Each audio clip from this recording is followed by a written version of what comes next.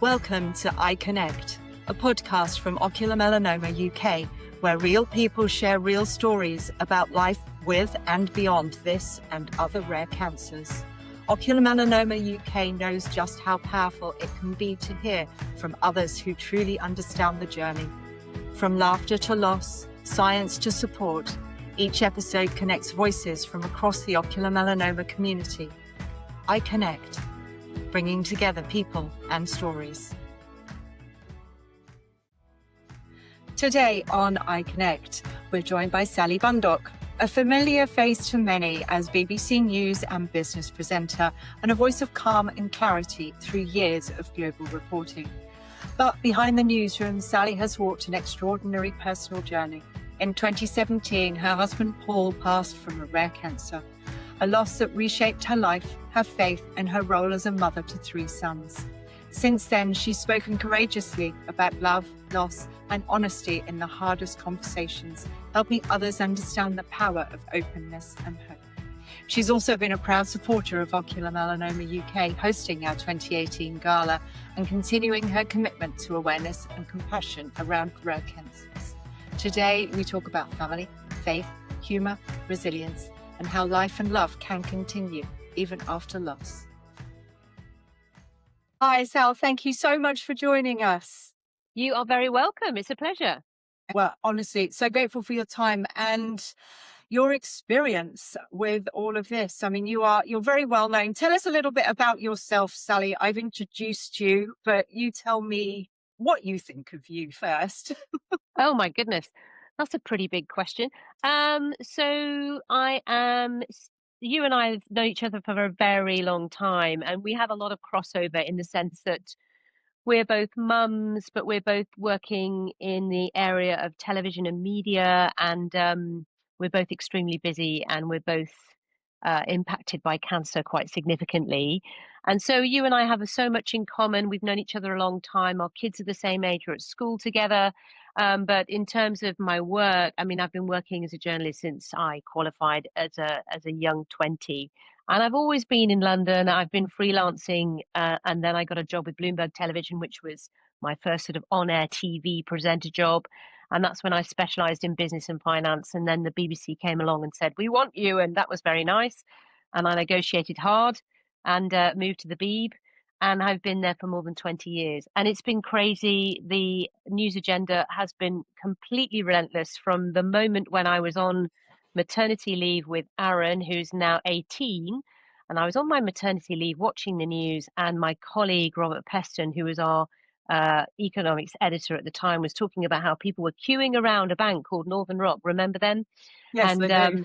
everybody thought it was going to collapse any moment, and they were just queuing to get their money out. And that was the beginning of the global financial crisis. And that was 2008 or 2007, actually. That's when the year Aaron was born. And since then, it's been absolutely bonkers relentless, the news agenda.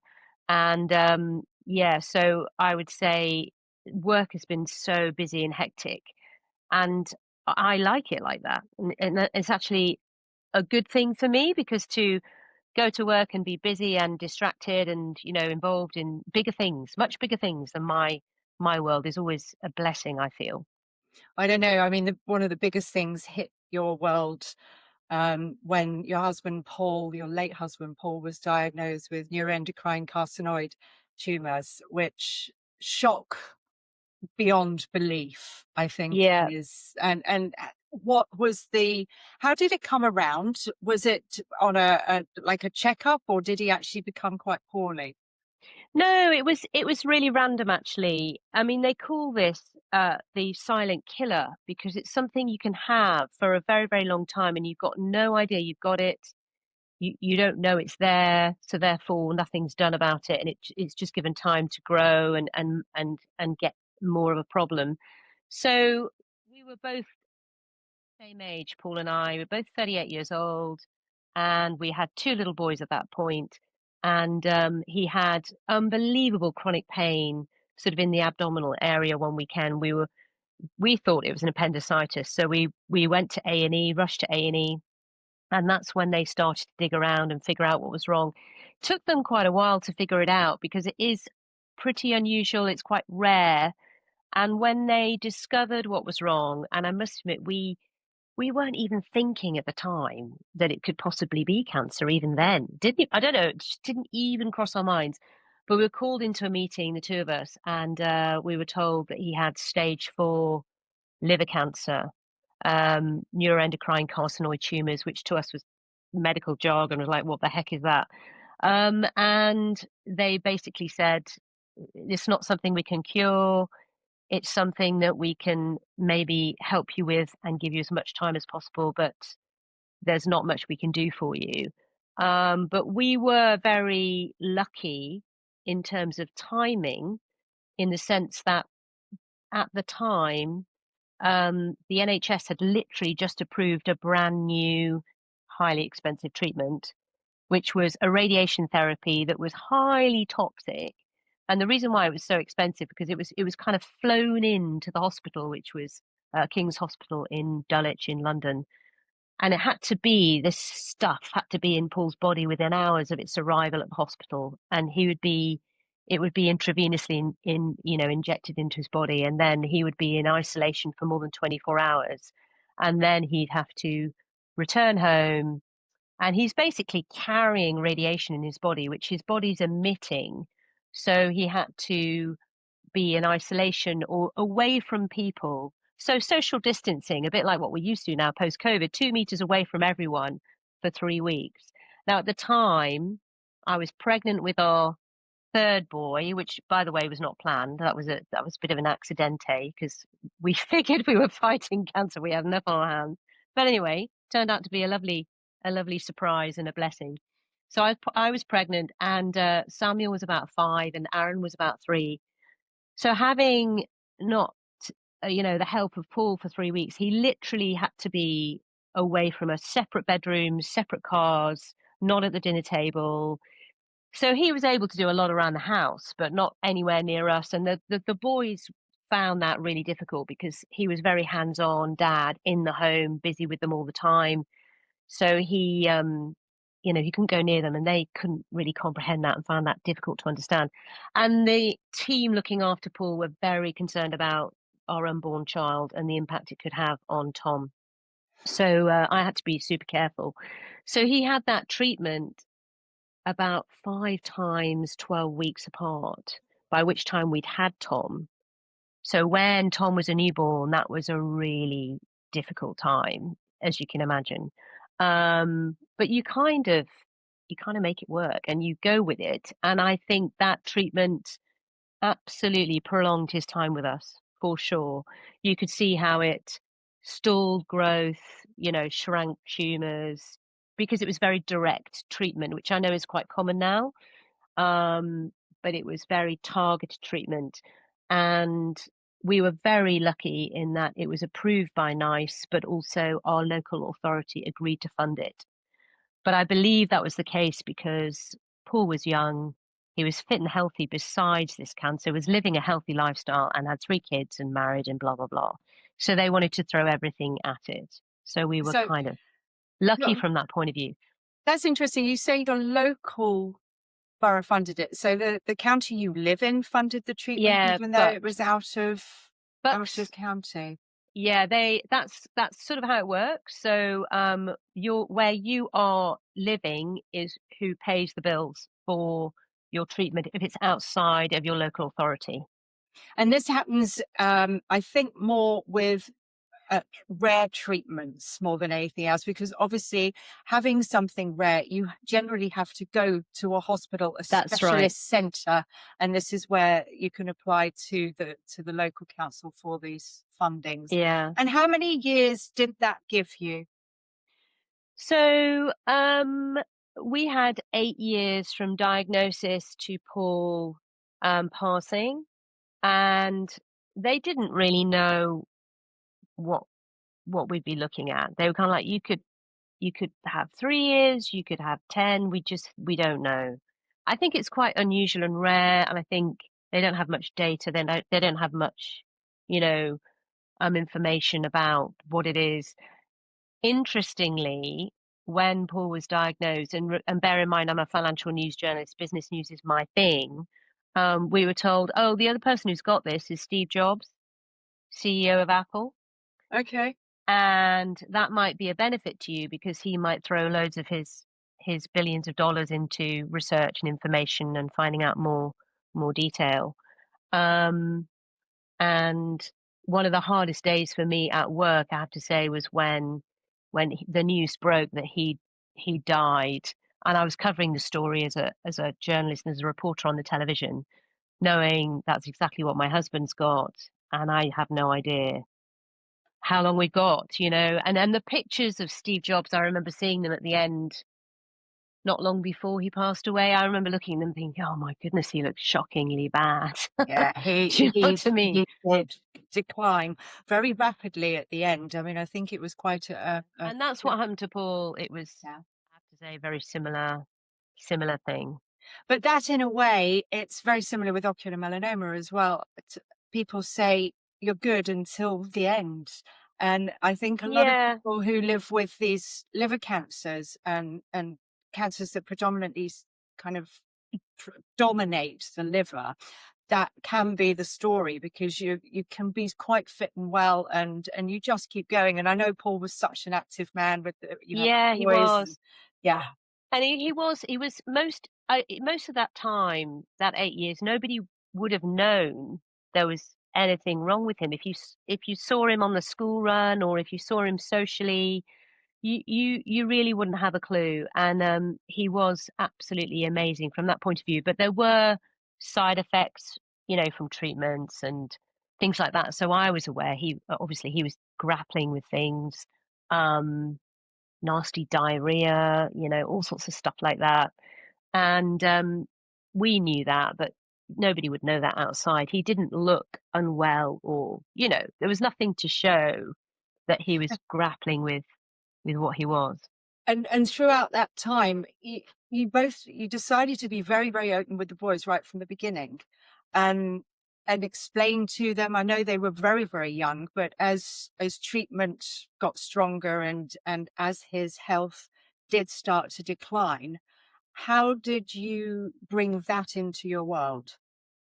So we made a conscious decision from the very beginning to never use the word cancer with the kids because we would talk about dad's not well, there's stuff in his body that's not good, and it's not. We've got to treat that. We've got to try and fix that, and we've got to try and do all we can to overcome that. And it does impact the way how dad is sometimes. We didn't ever use the word cancer because we just felt it's got so much negativity attached to it and surrounding it. And if they hear it on the radio or if they hear it in adverts or something, I didn't want them to think, "Oh no, that's what dad's got." Does that make sense? We Yeah, weren't hiding it specifically, and they would have heard it in conversation between us and other people, and so they probably joined the dots, maybe. But it wasn't something we kept banging on about. Daddy has cancer. Dad's got cancer, because I just think that can be quite negative. And we were very conscious of our words and the power of words, and the way we communicated everything to the kids. So we were really open with them about everything, but we just didn't use that word if yeah, we were talking to the them, C because word. you didn't need to use it necessarily, and I just felt it was a burden I didn't want to put on them. They're only little. Yeah, Um, and for Tom, I mean, Aaron was 3, when his dad was diagnosed. Samuel was 5. Samuel's in the first year at primary school. So it's something I would say they knew their whole time that they think of their dad, if that makes sense. yeah, They no, didn't, it wasn't, absolutely. they had no before and after. So, so yeah, so I think we were very, always tried to be positive. We always tried to be, Paul had an amazing sense of humor. He always turned everything into a bit of a joke. It was all a bit fun. I mean, one example was he had to collect a day's worth of urine in a like a they'd sent him a container, and he had to pee in it for 24 hours, and then he had to take that to King's Hospital in Dulwich, and he had appointments anyway. So he had this huge, they sent it in this massive container, and he had to put it in his backpack and get on the train and the underground and head to Dulwich. And he just turned it into such a joke with the boys, and they're in hysterics about it. There was another time when he had this huge operation. So when they first discovered his cancer, they cut as much of it out as they could, which is often the case. He had this huge operation, and he came out of hospital, and it was down his stomach. He had these sort of staples and stuff. And unfortunately, in hospital, the patient next to him fell on his bed in the night. You know, these stories you get, because he was trying to get out of his bed and he couldn't, and he fell on Paul, and Paul's tummy opened and came apart. And so he had this particular section that was still pretty open wound, and, you know, and all bloody and grim and whatever. And I had to change all the dressings. And he would call the boys in, going, "Come on, boys, come on, come and see," you know. And, and he was like, and I'm like, "Come on, we've got to keep this hygienic, and we can't have infection." I was so stressed. I didn't enjoy the gore and everything. But he turned it into like a biology lesson, and it was all fun. And oh my You God. got the three little boys with their little Yeah. grubby paws in there. Yeah, it's just like so. Yeah, it was only Samuel and Aaron. That was right in the beginning. This is before Tom was born. So yeah, it was just funny, and Paul was brilliant like that. It was all a laugh, poke fun at it, just, you know, take the sting out of it, just turn it into humor, which was his way of fighting it all. Can I bring your faith into this? It is widely Yeah, known, and it's a wonderful thing that you have now as well, and always, and together with Paul, and now with your husband Dave. It's a massive part of your life, Sally. So how yeah. did that impact you throughout this journey? So it was kind of two things. So for Paul and I, hope. We're like, okay, this is something we can do nothing about ourselves. We have no control over this. We don't know what the future holds. It's an absolute monster of a curveball. But we know that our God is good, and He is for us, and He is fighting our corner, and we're going to pray and believe for the best, which is how we tackled it. And I genuinely believe and have seen where we've asked for what we would regard as miracles, and they've come through, you know. And people would look at it and say, "Oh no, yeah, you call it that, and you can call it whatever." But to us, that was important. And yeah, so we prayed, we you know, really sort of stuck into our faith in a much more stronger, solid way, I would guess. I think, you know, they say that you don't find an atheist in a lifeboat in a storm. You know, they kind No. of, you cry out to God when the storm comes, whether you believe in Him or not. You tend to suddenly find that desire to connect with something bigger than you. And so that was very much important for us. We were very heavily involved in church anyway. The kids were in church. The kids would pray. It was very important for them as well, I think, to have that hope and to have that faith. And we still all do. But I think as well, for me and for Paul, the most the most incredible thing about the Christian faith is, uh, because of Jesus' death, we we have eternal life. You know, we have this move into heaven. So something that Billy Graham said is, "One day you'll hear that Billy Graham is dead. Don't believe a word of it. I've just changed address. So I've just moved to heaven, right?" And and that's the amazing thing about the Christian faith is this eternal, the eternal life, the life beyond what we know now. And so it's not death, it's not the end, and it's just you go to heaven, you go to be with Jesus, you go to be with others who've gone before you, and that knowledge is wonderful as well. That's you find that very So comforting. It's wonderful absolutely. to see. I've So seen it. Paul, you know, we were trusting God for his body to be healed and for health and for blessing, and I'm like, well, it is healed now. He's got a brand new one, He's not in amazing, any pain. cancer free. Yeah. cancer-free, and in an eternal existence that is far beyond anything that any of us can imagine or fathom, or Hollywood can try and create. None of us have a clue, but I believe and totally assume it's amazing, and that's where Paul is. And so for the boys as well, I know they truly believe that as well. And so with all their cards and anything of any significance, I always sign it off, and your dad in heaven. You know, their Wow. birthday cards. It's from me, it's from their stepdad, Dave, it's from their siblings, but their dad in heaven as well. And he's very much alive, but he's just not physically with us, if that makes Okay. sense. Oh, that's amazing. That's, yeah, it's beautiful. So it's beautiful. Um, it's it is so hard.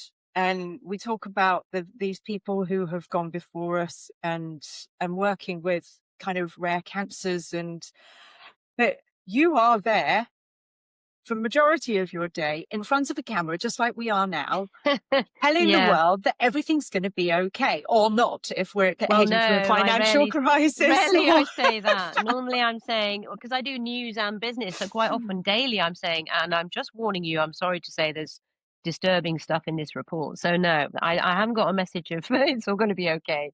no, but okay, let me rephrase that question. How do you put Paul's wife Sally during his treatment and his diagnosis, and towards the end of his time here with you, in a little box while you go out and present? So um it's not something I've consciously done or thought about, but it's just something that happens. So when it's like it's very compartmentalized my life.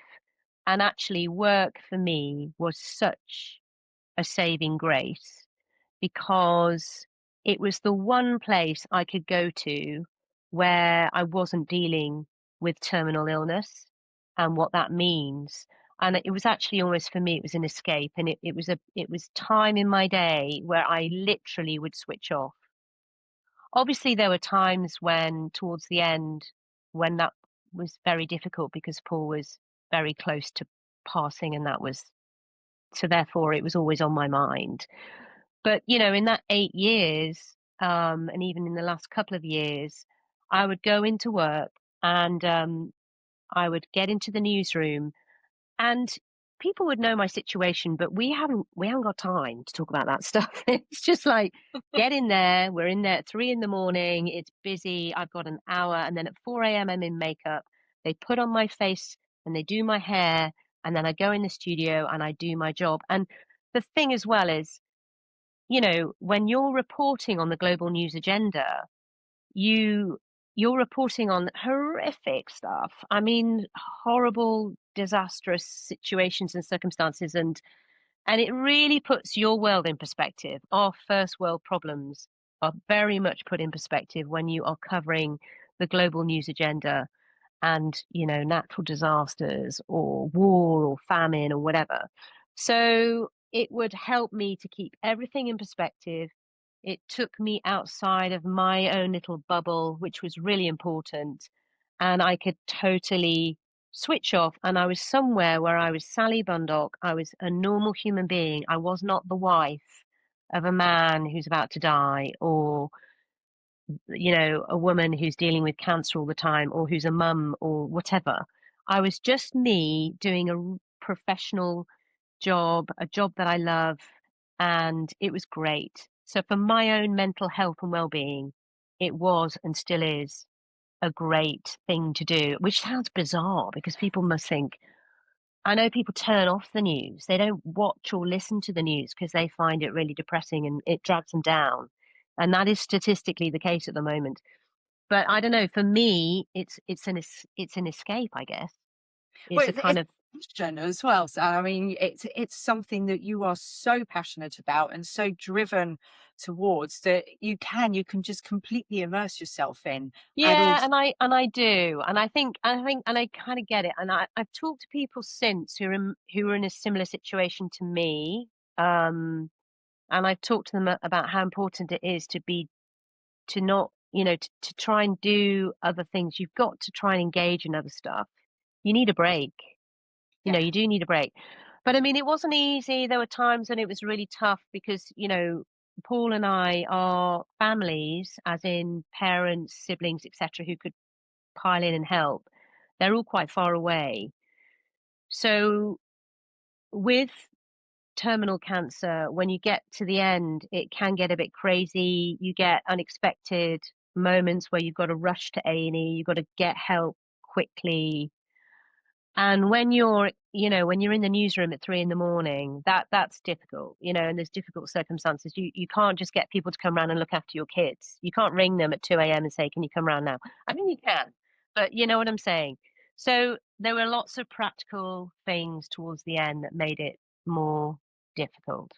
But you did step back from broadcasting, and I did. how Only after he passed away. I took after about he passed. Yeah. 3 months off, something like that. And I have to say the BBC was amazing throughout the entire process, and they kind of just said, "Listen, just come back whenever. Just get in touch when you're ready."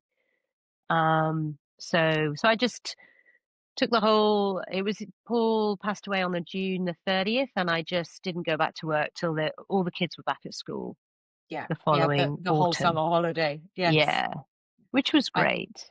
how you presented, hosted, stood in front of all those people at Paul's celebration of life, at his funeral in that church, I will never forget. I mean, I watched my friend who'd lost her husband, and your boys were there, and the family, and you mastered that whole congregation with your passion, your belief, and your strength. And I hope people take something from that. I mean, honestly, just my hat goes off to you. And do you remember that day, or is it all a bit of a No, dream? I must admit I don't remember what I said, and I don't remember it that well. I do remember Paul's got an identical twin brother called Ian, who's wonderful, and he lives in Colorado with my sister-in-law and my niece. And he was with us for about 3 months, the final 3 months of Paul's life, and that was really important for Ian because, of course, those two were in the womb together. So for him, it was huge saying goodbye to his brother, and he cared for him, and so Ian and I were like a tag team.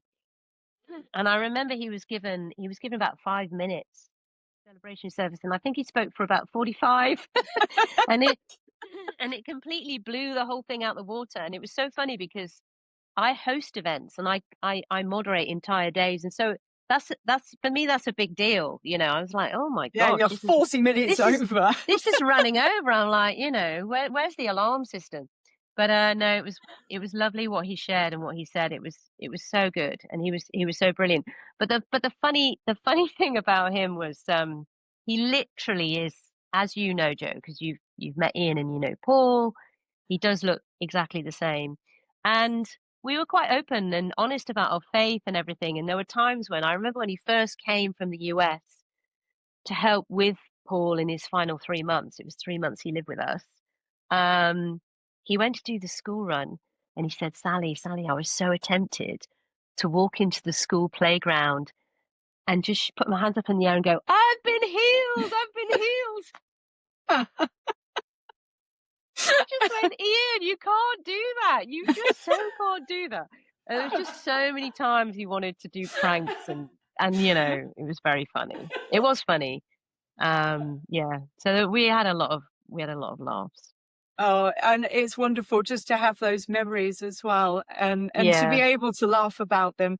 And your life has moved on. You now have a collection of children, a bit like We myself. do. We do. We're a fully yeah, collective of 6 kids. So I got married a couple of years ago to Dave, and Dave's got 3 kids through his previous marriage. And two of them are adults, and the young one, Caleb, is the same age as Tom, my youngest. They're in the same school year. So actually, the two middle ones is the same school year, and then his eldest daughter, she's 21, and my eldest is 20, and they all get on really well. They're not all living with us all the time. It's a bit of a revolving front door. I mean, you know what that's like, Joe.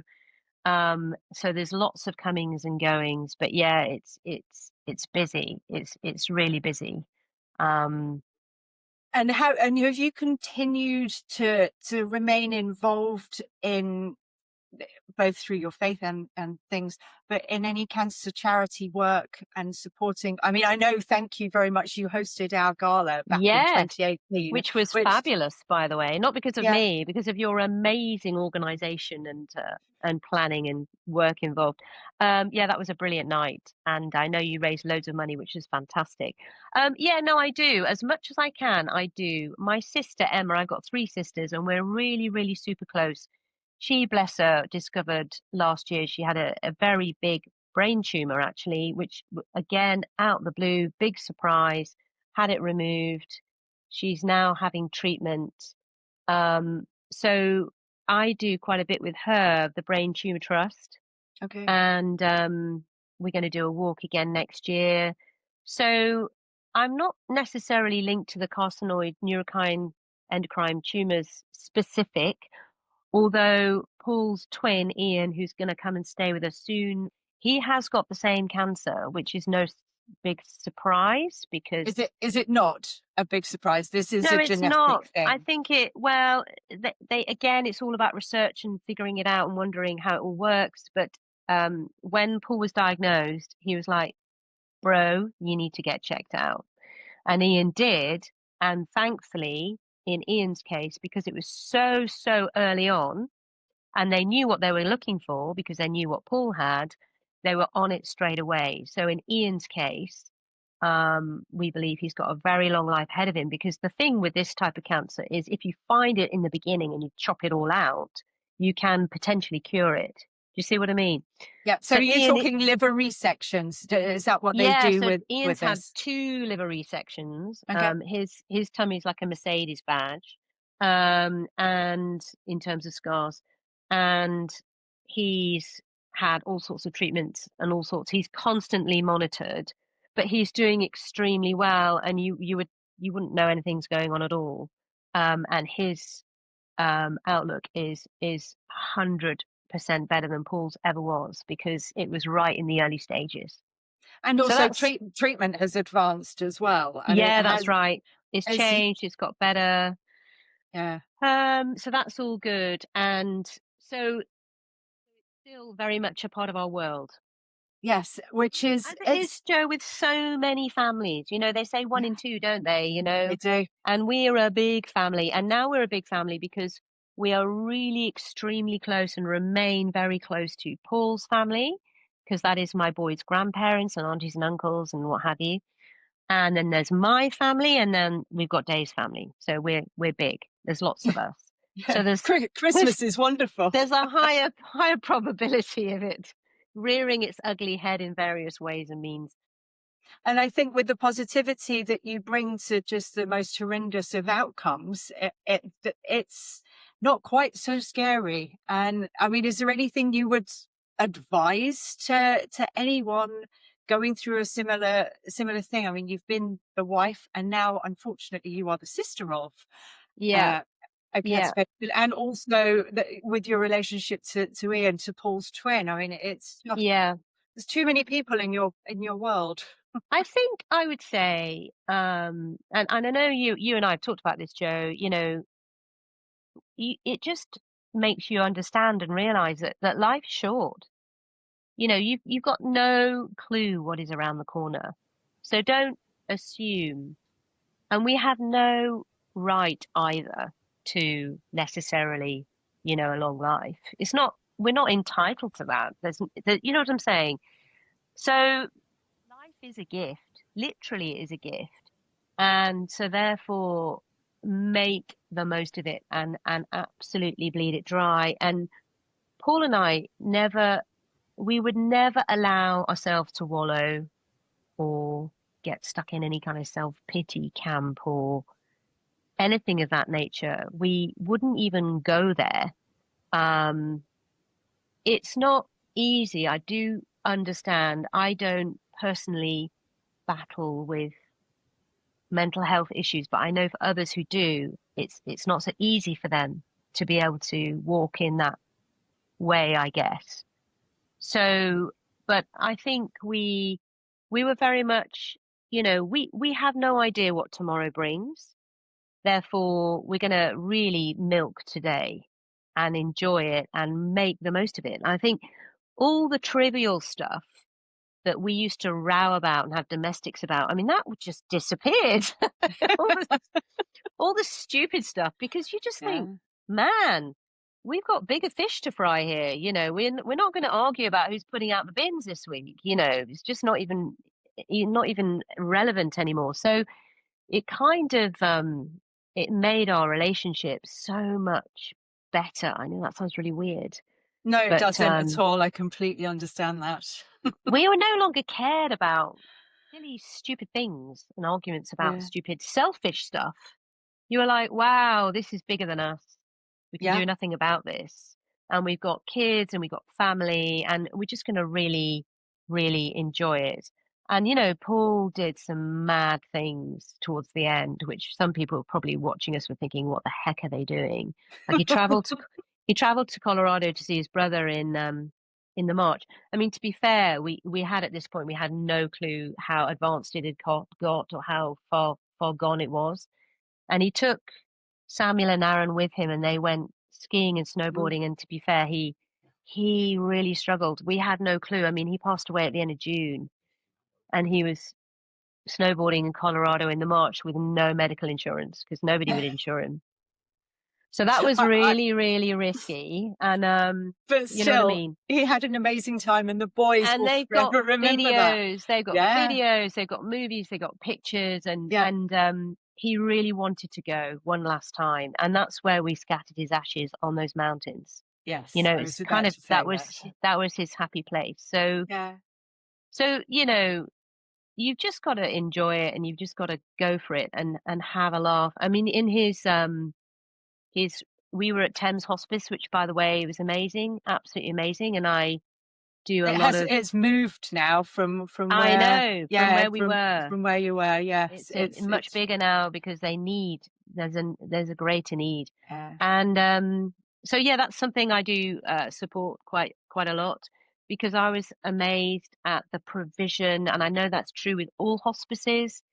It really is absolutely incredible. Mm. And you just move in and if you're in another country, you've got a huge bill for that. We don't. It's quite incredible, really.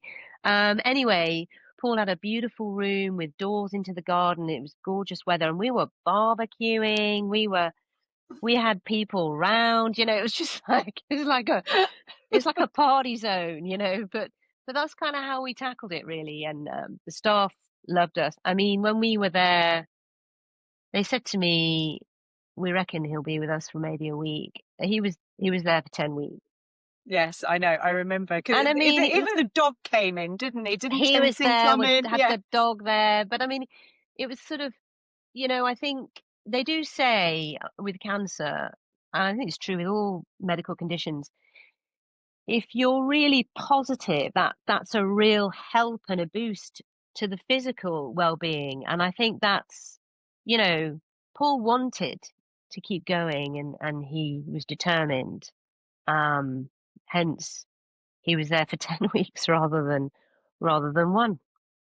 So Which was amazing in so many ways, but also incredibly hard. I mean, people do move into these hospice situations, and I remember your journeys backwards and forwards, and you were still working at the time, and the boys yeah, were at school, and it was the drop-offs and the pickups. I don't yeah. think you slept, Sal, did you, in that period of time? No, Not I mean, no, not a lot. let me tell you one story, which I look back now and think I have no idea how I did that. So, Paul had quite a bad infection, and again, you don't know when you're at the end stages because the doctors just say, "Oh, it's getting worse," and go away, and they just bat you off. And he had obviously picked up some sort of infection, and basically he had to get onto hardcore antibiotics like intravenously and quick. So I got him into hospital. and his parents came up from the New Forest. It was all quite critical. And the boys, it was unexpected. So I managed to sort of palm all three boys off onto a lovely school mum who said, anytime, I'm happy to have them. You don't need to worry about pickups and da da da. So they were with this mum for the whole day, and I collected them at about 9 o'clock in the evening.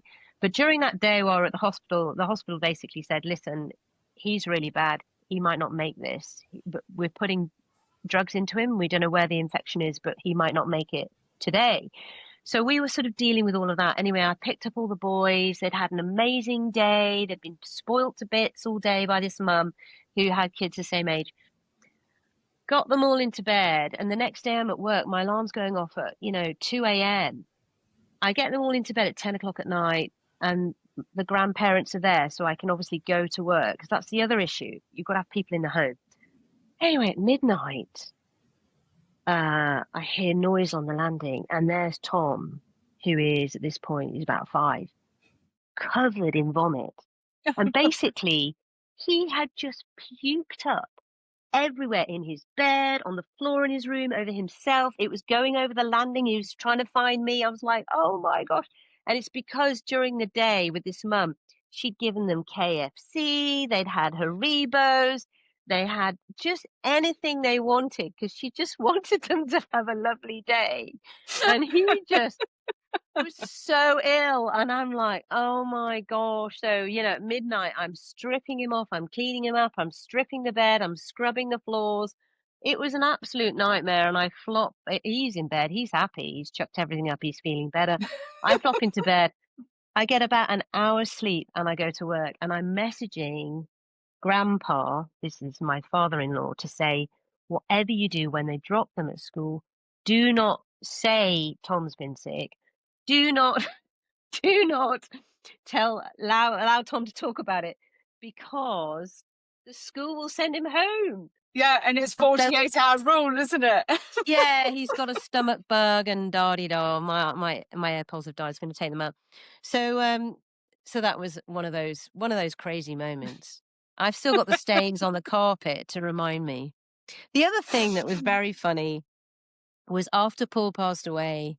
Of course, when I went back to work, I sort of got a night nanny scenario going on.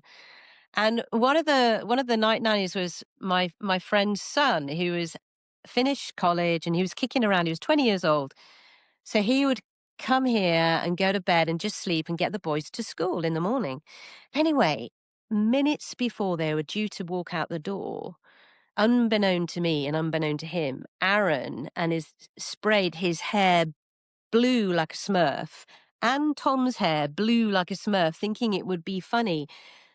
Anyway, this guy's 20, didn't think anything of it, took them to school. I didn't know anything. And then when I went on the school run to pick up the boys, everyone's looking at me and giggling and having a bit of a laugh. And I'm thinking, what is this about?